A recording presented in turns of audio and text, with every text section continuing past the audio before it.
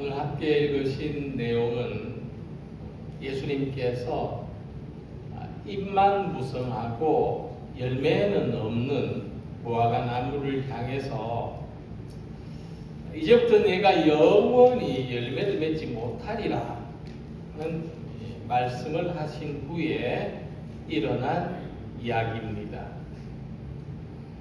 제자들은 예수님께서 저주하신 무화과 나무가 뿌리째 마른 것을 보고 이상히 여겨 그 까닭을 예수님께 여쭈었습니다. 예수님, 어째서 이런 일이 일어났습니까? 어째서 무화과 나무가 말랐습니까? 그자 예수님께서는 내가 진실로 너희에게 이르노니 만일 너희가 믿음이 있고 의심하지 아니하면 이 무화과 나무에게 된 이런 일을 할 뿐 아니라 이 산더러 들려 바다에 던져지라 하여도 될 것이요 너희가 기도할 때 무엇이든지 믿고 구하는 것은 다 받으리라 하고 대답해 주십니다. 무화과 나무가 말라 죽은 것을 믿음의 능력과 연결 짓는 것은 자연스럽지 않아 보입니다. 아마 이 부분 읽으시면서 좀 이해가 안 되는 부분들, 뭔가 걸리는 부분들이 있었을 거라고 생각합니다. 연결이 자연스럽지 않아요. 예수님께서 믿음의 능력을 보여주시려고 무화과 나무를 말라 죽게 했다. 이런 뜻이 되죠. 하지만 복음서 어디에도 예수님이 신비한 능력을 보여주시려고 능력을 행하신 적은 없습니다. 오히려 그 반대죠. 유대인들이 신비한 능력을 보여주면 믿겠다고 했는데도 예수님은 그것을 거절하신 내용이 있습니다. 마태복음 12장에 보면 선생님이 우리에게 표적 보여주시기를 원하나이다. 그자 예수님 대답하셔서 악하고 음란한 세대가 표적을 구하나 선지자 요나의 표적밖에는 보일 표적이 없느니라. 완곡하게 내가 표적을 행하지 않겠다. 그러려고 보여주지 않겠다. 말씀하신 거죠. 그래서 성경을 해석한 학자들은 이런 말을 했습니다. 무화과 나무가 말라 죽은 것과 기도할 때 믿고 구하는 것을 좀 분리해서 생각해야 된다는 겁니다. 무화과 나무가 말라 죽은 것은 하나님의 능력을 믿지 않았던 유대인들을 경고하기 위해서고, 기도할 때 믿고 구하는 것은 다 받으리라고 말씀하신 것은 하나님을 의지하는 것은 무엇보다도 기도에서 나타나게 된다. 그렇게 말씀하시는 내용이라고 하는 것입니다. 무화과 나무가 열매가 없었는데 열매는 우리 능력으로 맺는 것이 아니라고 말씀을 드렸습니다. 그래서 하나님의 능력을 믿는 믿음이 있어야 합니다. 그럴 때 우리에게 열매가 있을 수 있고, 만일 기도할 때에도 믿음이 있어야 됩니다. 믿음 없이 기도한다면 그냥 자기 생각을 말로 표현하는 것과 일기 쓰는 것과 다름이 없는 거죠. 그래서 우리에게 믿음이 필요하고 이 믿음이 우리에게 얼마나 큰 힘이 되는지를 말씀해 줍니다. 천재적인 물리학자 아인슈타인이 학회에 참석해서 도쿄의 한 호텔에 묵었는데 웨이터가 서빙을 해줬어요. 그리고 이제 그는 팁을 주려고 했는데 웨이터가 거절하면서 우리 호텔에서는 손님한테 팁 받는 게 규정상 금지되어 있습니다. 그랬어요. 그러니까 아인슈타인이 이제 뭔가를 감사를 표시하고 싶은데 팁을 못 받는다고 하니까 그 탁자에 메모지 한 장을 꺼내다가 뜻이 있는 곳에 길이 있다. 몇 년 몇 월 며칠 아인슈타인 사인을 해서 쪽지를 줬어요. 그리고 말했습니다. 나중에 이 쪽지가 소소한 팁보다 더 가치 있게 될 줄 어떻게 알겠습니까? 그래서 조금머니 그 쪽지를 받아갔어요. 어떻게 했을까요? 잘 보관했어요. 90년쯤 후에 이 쪽지가 경매에 나왔어요. 엄청난 금액에 거래됐다고 합니다. 불과 종이 쪼가리 한 장인데 누가 사용했느냐에 따라서 엄청난 가치를 가지는 것처럼 성경이 말하기를 우리는 꺼져가는 등불 같고 상한 갈대와 같은데 우리가 하나님의 능력을 믿고 살아간다면 이 믿음이 얼마나 놀라운 일을 나타낼지는 아무도 모르는 겁니다. 이 성경은 과거를 기억해서 기록한 책입니다. 성경은 그렇게 기록됐어요. 특히 복음서에서 예수님이 기적과 능력을 행하신 그 내용들은 모두 과거에 있었던 일을 기억해서 기록한 겁니다. 예수님이 기적을 행하실 때 바로 이렇게 기록에 남긴 게 아니라는 거예요. 한 예로서 오늘 본문의 내용을 보면 마가복음 11장에도 기록되어 있는데 본문하고 마가복음 11장의 기록을 대조해 봅니다. 그러면 조금 달라요. 마태복음에서는 제자들이 바로 그 자리에서 무화과 나무가 어찌 말랐습니까? 하고 질문했는데 마가복음 보면은 제자들이 그 다음날 예수님에게 질문했어요. 그러니까 나중에 기록했기 때문에 그게 그날 했던 이야기인지 그 다음날 했던 이야기인지 좀 다른 겁니다. 그런데 그럼에도 불구하고 같은 게 있어요. 이게 중요한 거죠. 같은 게 중요한 겁니다. 뭐가 같으냐? 이 사건을 통해서 예수님이 어떤 교훈을 주셨느냐는 같습니다. 하나님을 믿어라. 그게 오늘 일어났든지 전날 일어났든지 잘 모르겠지만은 예수님께서 이 사건을 통해서 하나님을 믿어라. 이 교훈을 주셨다는 거예요. 그거는 제자들이 똑같이 기억하고 있어요. 자, 이처럼 우리도 마찬가지입니다. 우리도 과거에 있었던 일을 상세히 기억할 수가 없어요. 어제 일입니다. 어제 오후 2시 30분에 뭐 했는지 혹시 기억나십니까? 좀 생각해야 되죠. 근데 서로 다를 수도 있어요. 불가능합니다. 사실. 어제가 아니고 한 달쯤 전, 1년쯤 전, 제자들이 성경 기록할 땐 한 30년 후였는데 30년쯤 전에 그때 그 시간에 어떤 일이 있었는지 기억하기가 어려워요. 그런데 우리는 디테일하게 기억하기는 어렵지만은 그때 어떤 경험을 했는지는 어렴풋이 올릴 수가 있어요. 그때 어떤 경험을 했고 어떤 느낌이 있었는지는 떠올릴 수가 있다. 그래서 우리 뇌의 어느 부분에 그런 게 저장이 된대요. 이런 기억이 쌓입니다. 우리 속에 저장되고 쌓여요. 그러면 우리가 학습된다고 말합니다. 학습된다. 우리가 어릴 때, 아주 어릴 때 얼음을 만지면 차가웠던 기억이 학습돼요. 불을 만지면 뜨거웠던 기억이 학습이 돼요. 그러면 이 학습이 되고 나면 그 다음에는 이전보다 익숙하게 다룰 수 있게 됩니다. 얼음 만질 때는 집게로 만져야 돼요. 불을 만질 때는 장갑을 껴야 돼요. 이런 학습이 돼요. 한 분야에 대해서 학습이 많이 되면 1만 시간의 법칙처럼 한 분야를 10,000시간만 학습하면 달인이 돼요. 달인은 그렇게 탄생합니다.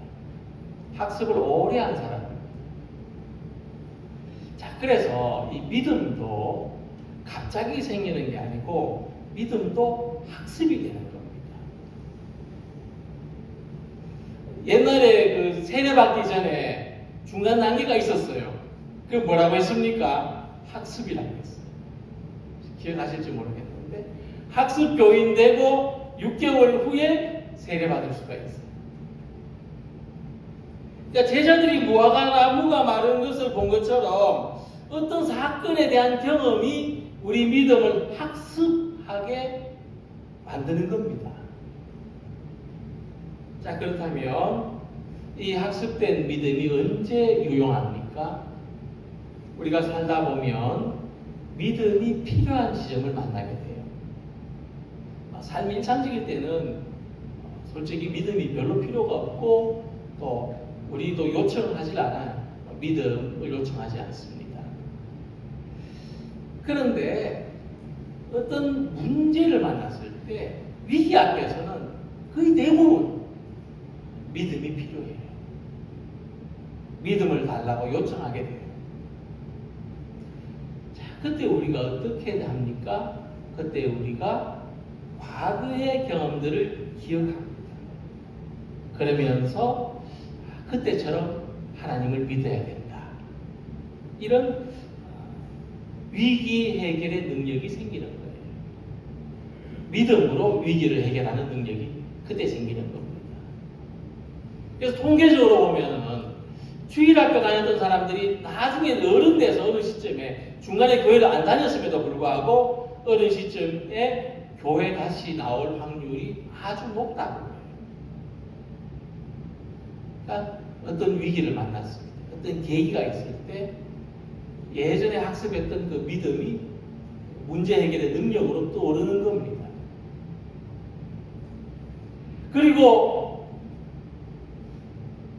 그래서 문제를 해결했다. 그래서 평안을 얻었다. 그래서 무사히 지나갔다 하면 또 이게 학습이 돼요. 그럼 어떻게 됩니까? 믿음이 더 강화되는 거예요. 마치 거실 창문에 유리를 이중겹의 유리를 하는 것처럼 믿음 위에 믿음이 더해져서 우리 믿음이 더 강화되고 단단해지고 더 힘이 생기는 거예요.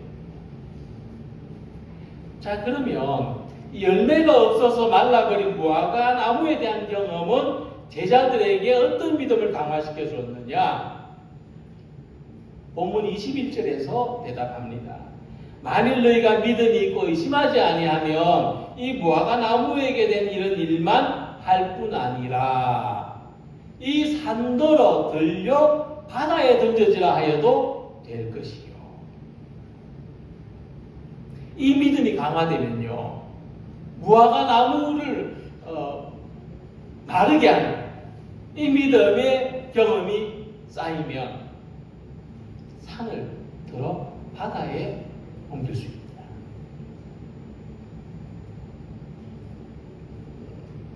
너무 신비한 이야기 같죠? 좀 우리 현실적으로 이야기를 좀 가져와 보겠습니다. 우리가 살면서 산을 만날 때가 있습니다. 그죠? 태산을 만날 때가 있죠. 예수님이 안 계실 때, 예수님이 제자들을 떠나가셨을 때 제자들이 만나는 모든 상황은 태산이었어요. 짐작하실 수 있겠죠? 예수님 계실 때는 걱정이 없고 염려가 없었어요. 든든했어요. 근데 예수님이 안 계신 때, 예수님이 떠나가셨을 때 그는 두려웠어요. 두려웠고 숨어 있었어요. 그리고 모든 일들이 태산 이제 어떻게 하나. 예수님 믿고 다 버리고 왔는데 이제 나는 어떻게 하나. 산을 들어 옮겨야 되는 그런 막막한 상황이었다. 거죠. 그럼 그때 예수님 탓을 해야 될까요? 왜 안 계시냐고 찾아다녀야 될까요? 아니죠. 내가 문제를 해결해야 돼. 이제는. 그런데 그때에 과거에 있었던 사건을 통해서 예수님이 학습시켜 주신 믿음을 가지고 내 삶의 문제를 해결해야 되는 거예요. 예수님이 우리들한테도 믿음을 학습시켜 주셨지 않습니까? 우리들에게도 믿음의 경험이 쌓여있지 않습니까?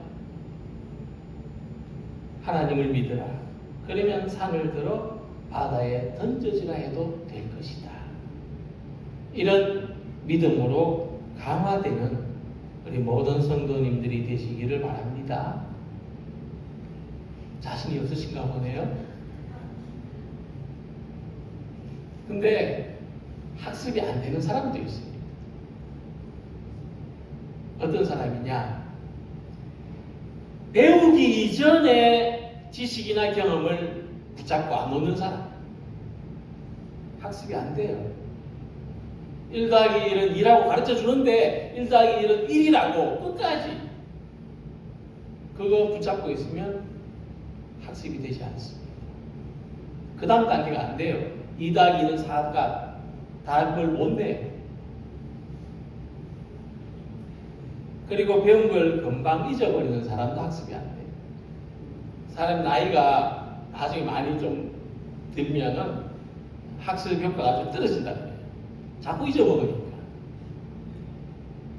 네, 우리 이 자리에 계신 우리 모든 성도님들은 다른 건 몰라도 믿음만큼은 가지고 가는 성도님들이 되시기를 바랍니다. 하나님을 믿고 의심하지 않으면 산을 들어 바다에 옮겼습니다.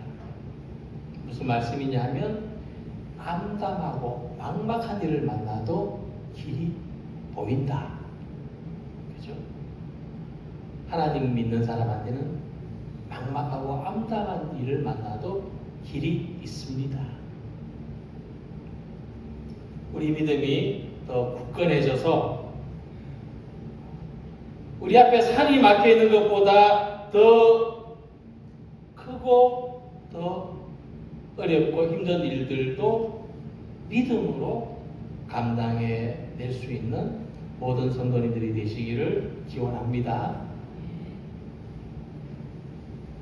자, 이렇게 과거에 경험한 일들을 통해서 우리 믿음이 쌓였다면, 강화되고 학습됐다면, 그리고 우리가 삶 속에서 믿음의 능력을 경험했다면, 그럼 이제 지금 오늘 우리 삶에 이 믿음을 적용해서 살아야 되지 않겠습니까?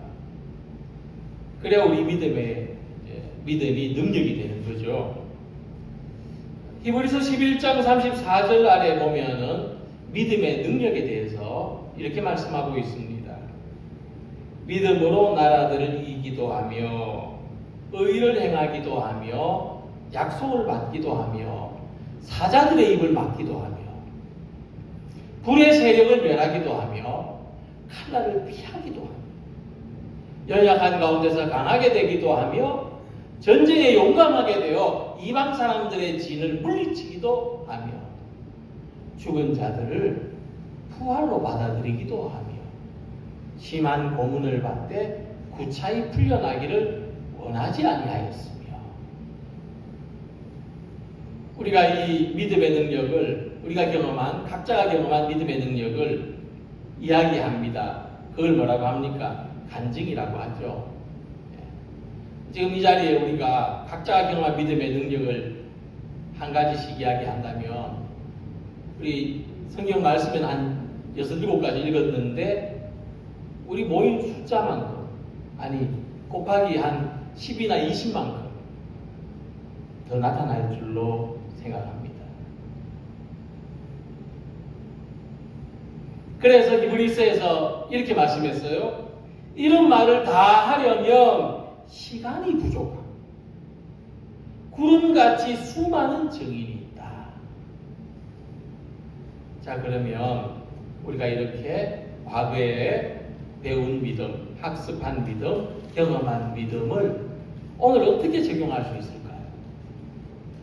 우리가 오늘 믿음을 어떻게 살아갈 수 있을까요? 21절에 말씀합니다. 만일 너희가 믿음이 있고 의심하지 아니하면, 우리한테는 믿음이 있어요. 이 믿음은 학습되어 있고 강화되어 있어요. 그래서 그 다음에는 의심하지 않아야 됩니다. 그래서 믿음을 적용하는 길은 의심하지 않는 겁니다. 믿음의 반대는 의심하는 거예요. 우리가 의심하지 않으면 믿음을 적용해서 믿음대로 살아갈 수가 있습니다. 근데 우리가 의심하지 말라는 것은 좀 우리한테 거부감이 좀 생겨있는 이야기예요. 의심하지 말아야 된다, 의심하지 말고 믿어야 된다 하면 우리한테는 이 합리성이라는 게 있어서 이렇게 반발심이 생겨요. 나더러 생각이 없는 사람이 되라는 것인가? 바보처럼 맹목적으로 믿으라는 건가? 어떻게 들리십니까? 우린 지금까지 의심하지 말고 믿으라면 어떻게 들렸습니까? 어떻게 의심 안 할 수가 있나? 그런데 우리한테 어떤 모습이 있는가 하면 자기를 잘한 걸 생각해 보시기 바랍니다. 우리는요, 믿어야 할 것에 대해서는 의심합니다. 우리 합리성이라는 게 좀 묘해요. 믿어야 될 것에 대해서는 의심하고 믿어야 될 사람에 대해서는 의심합니다. 반대로 믿지 말아야 될 것은 의심하지 않습니다. 믿지 말아야 될 것은 철석같이 믿습니다. 자, 그럼 우리가 무엇을 믿어야 되고 무엇을 믿지 말아야 되느냐? 예수님이 이렇게 말씀하시죠. 너희가 믿음이 있고 라는 말씀을 마가복음에서는 이렇게 기록했습니다. 베드로가 생각이 나서 여짜오되 라삐어 보소서 저주하신 무화과나무가 말랐나이다. 예수께서 그들에게 대답하여 이르시되 하나님을 믿으라. 하나님을 믿지 않고 의심하는 것. 자기를 의심하지 않고 믿는 것. 이 두 가지가 우리가 흔히 잘 빠지는 오류입니다. 나름 합리적으로 판단해서 잘못하는 실수입니다. 하나님을 믿지 않고 의심하는 것, 자기를 의심하지 않고 믿는 것, 두 가지. 자, 그러면 하나님을 믿으면 무화과나무를 마르게 할 수 있는가? 만약 누가 저에게 이렇게 묻는다면 저는 이렇게 대답하겠습니다. 무화과나무를 마르게 해서 뭐 하려고요?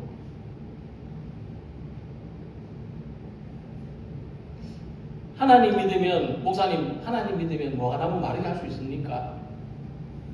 그거에서 뭐 하려고요? 그럼 또 이렇게 물을 수 있죠. 하나님 믿으면 산을 바다로 옮길 수 있습니까? 저는 이렇게 대답하겠습니다. 필요하다면 하실 겁니다. 그리고 이보다 더 어려운 일도 하실 겁니다. 두 대답의 차이가 뭔지 아시겠습니까? 하나님을 이렇게 믿어보시면 어떻겠습니까? 하나님의 능력을 의심하지 않는 것. 우리 앞에 산같이 큰 일을 만났을 때, 이보다 더 어렵고 힘든 일을 만났을 때 자기를 믿지 말고 하나님을 믿는 것. 이것이 우리들에게 필요한 믿음입니다. 요한복음 14장 1절에서 예수님은 너희는 마음에 근심하지 말라. 하나님을 믿으니 또 나를 믿으라 말씀하셨습니다. 근심하는 거. 왜 근심이 생기느냐? 자기를 믿기 때문입니다. 자기를 의지하기 때문입니다. 믿을 수 없는 대상을 믿고 있으니 안심이 안 되죠. 염려가 생기고 근심이 생깁니다. 그러나 하나님을 믿으면 평안이 있습니다. 아버지께서 나와 함께 계시느니라. 이것을 너희에게 이르는 것은 너희로 내 안에서 평안을 누리게 하려 함이라. 세상에서는 너희가 환난을 당하나 담대하라. 내가 세상을 이기었노라. 그래서 하나님을 믿으면 근심이 사라지고 평안이 임합니다. 이 믿음을 경험하는, 이 믿음의 능력을 경험하는 모든 성도님들이 되시기를 소망합니다. 특히 우리는 기도할 때 하나님을 믿어야 됩니다. 기도할 때. 너희가 기도할 때 무엇이든지 믿고 구하는 것은 다 받으리라 말씀하셨습니다. 기도의 가장 중요한 조건은 뭐냐 하면 믿고 구하는 겁니다. 우리가 기도를 배울 때는 기도의 순서를 이렇게 하고 배웁니다.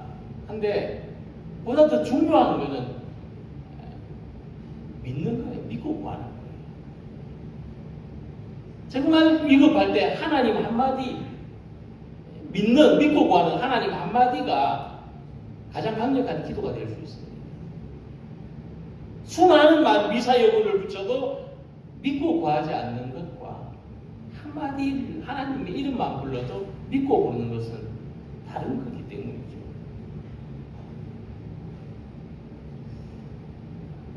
의심한다는 건 뭐냐면 이럴 것 같기도 하고 저럴 것 같기도 한 겁니다. 판단이 엇갈리는 겁니다.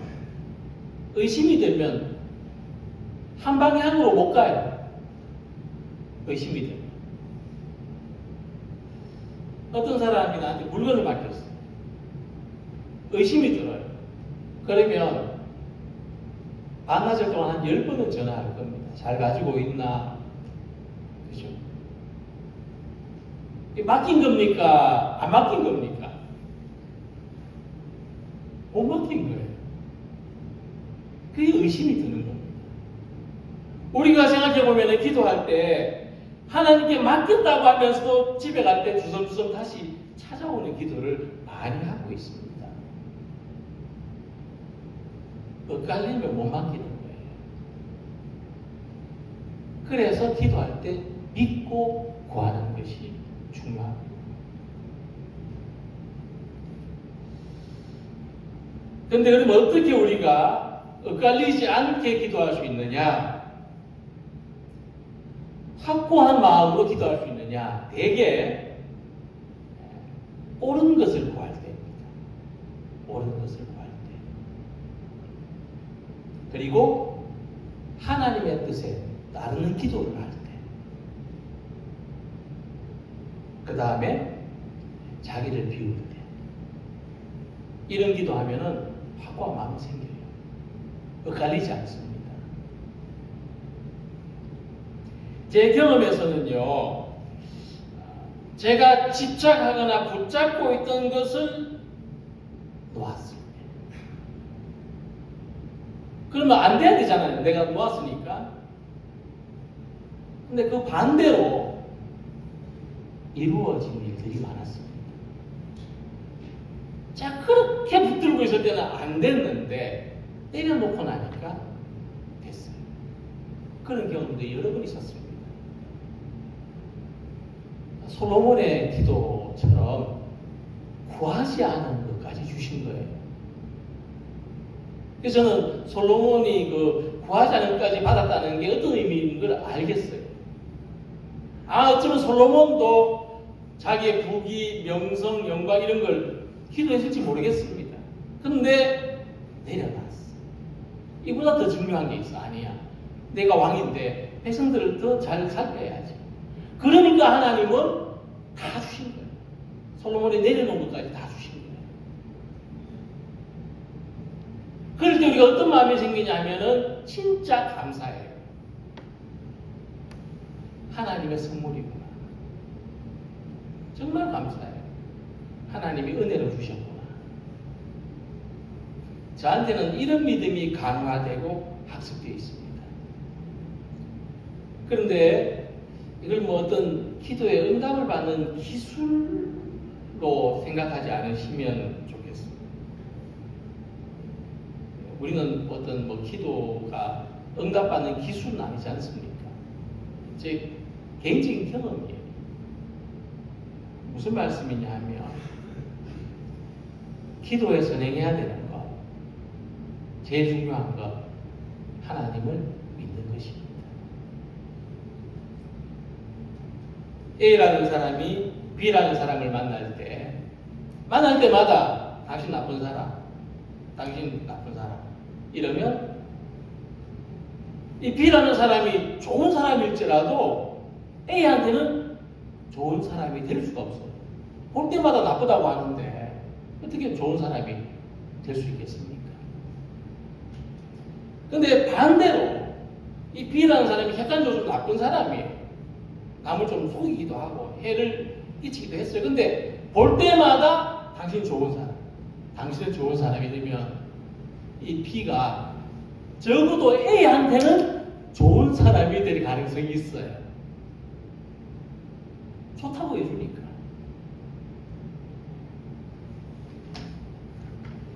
하나님을 믿고 기도한다는 것은 이런 의미입니다.